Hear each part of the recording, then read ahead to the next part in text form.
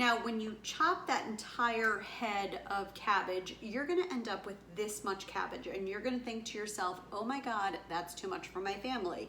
And under normal circumstances, if this was the amount that I was chopping for, say, a coleslaw, and the cabbage was not being cooked, I would totally agree.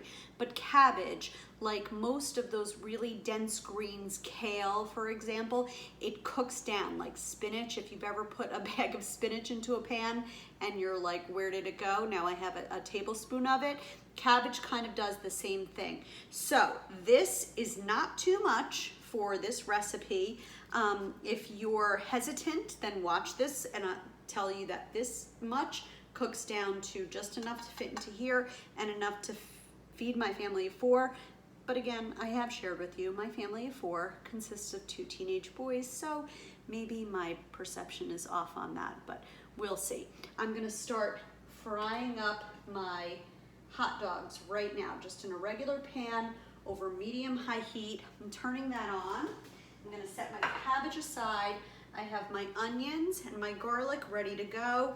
I have my crushed red pepper ready to go.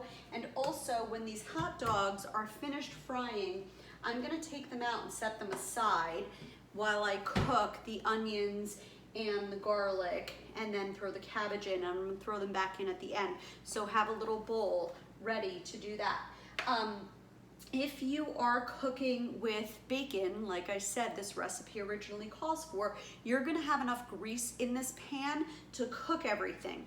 But this hot dog might not render enough grease. So I also have some vegetable oil on hand so that I can just put a little bit at the bottom of the pan if I need it to cook my veggies. And so I'm going to let this cook up. I'll come back once it's fried and I'm removing it and I'm putting in my other vegetables.